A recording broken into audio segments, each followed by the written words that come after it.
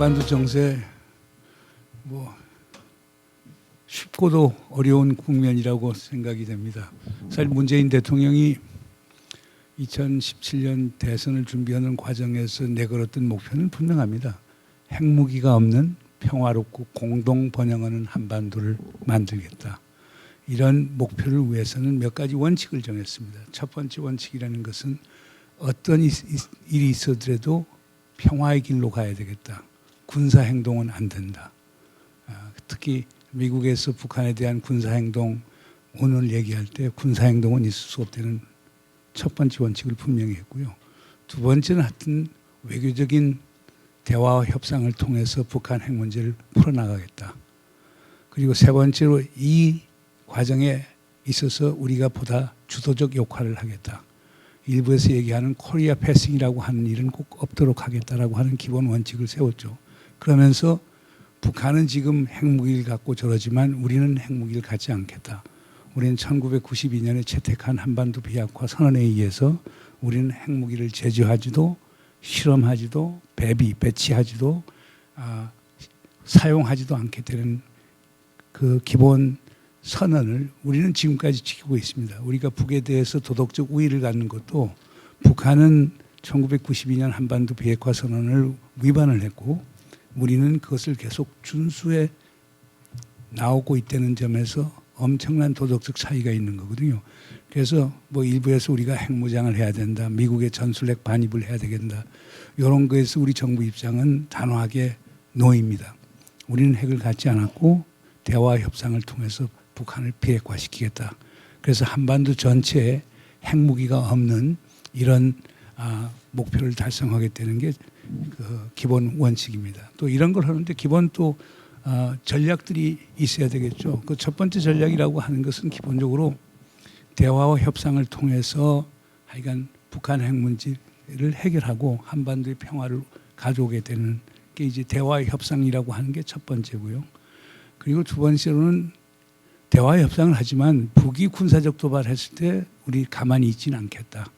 그래서 북한에 대한 강력한 군사적 억지와 또 억지력을 위해서 필요한 것은 한미동맹이 필요하니까 한미동맹을 유지하겠다.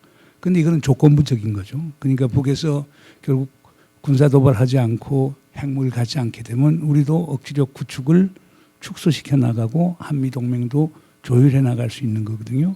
그러니까 이게 두 번째 전략이죠. 그래서 사람들은 문재인 정부는 환상적인 평화 이상주의로 우리 남측을 무장해 해제하고 있다라고 하는데 이건 사실과 다릅니다. 그 이유가 작년도 우리 국방비 증액이 8.6% 증액을 했습니다. 금년도 8%입니다.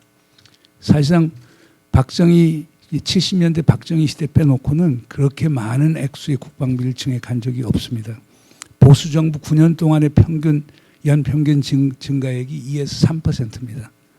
그런데 작년 첫 해 8.6%, 금년도 예산 8%를 잡았기 때문에 상당히 국방비에 투자를 하고 있는 거죠. 물론 이제 북한이 군사적 도발하지 않고 비핵화에 강한 의지와 실천을 보이게 되면 우리도 그걸 줄여나갈 수밖에 없겠죠.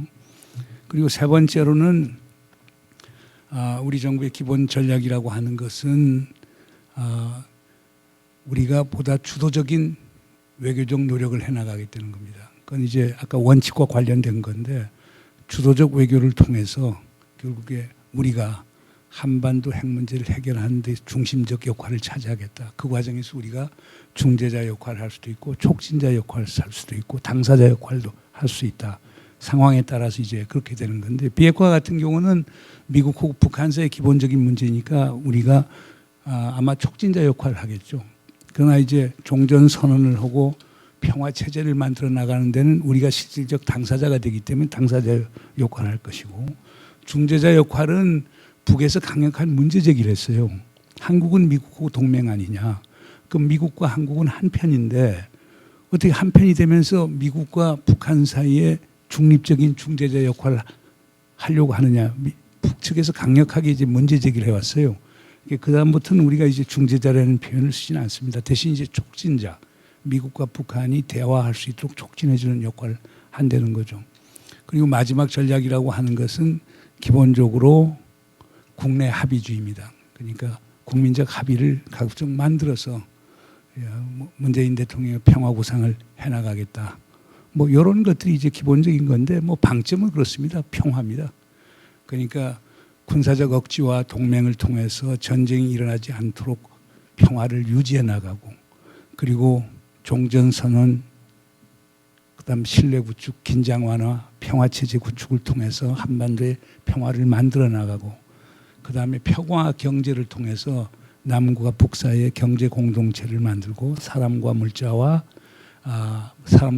자유롭게 오갈 수 있는 그런 사실상의 통일 상태를 만들므로써 결국에 평화를 평화를 구축해 나가는 데는 세 가지 기본 개념을 이해하시면 될 겁니다. 전쟁을 막는 평화 유지, 전쟁 상태를 평화 상태로 소위 전환시켜 나가는 평화 만들기, 그리고 경제를 통해서 남북한 간의 공동체를 만들고 그걸 통해서 전쟁의 구조적 원인을 없애는 평화 구축, 이 세 가지가 문재인 정부의 평화 구성의 기본이라고 얘기를 할 수가 있겠습니다.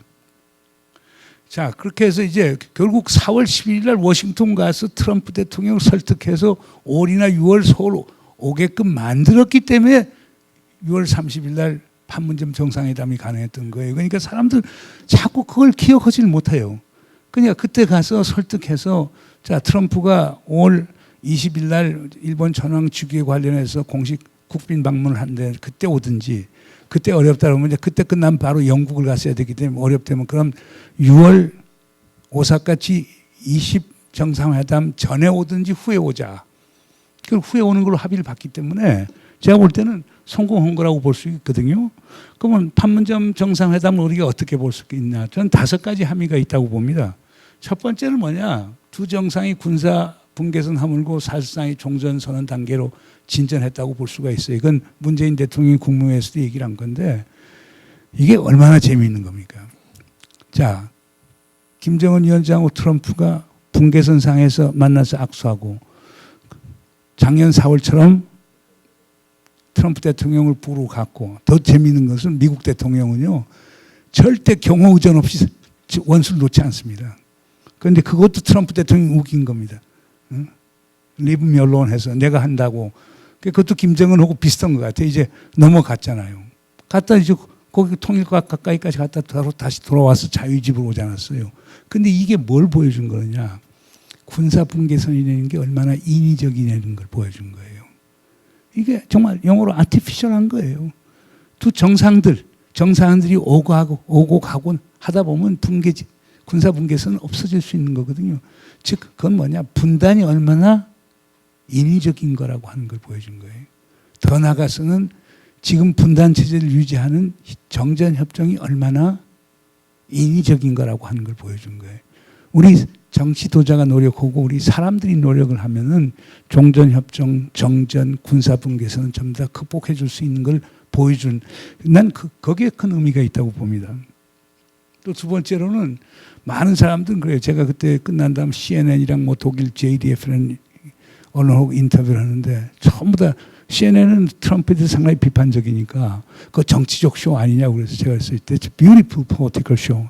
아주 아름다운 정치적 쇼다. 쇼도 그런 식으로 하면 괜찮느냐 얘기했는데 트럼프 대통령 입장에서는 국리정치적 함의가 있었죠.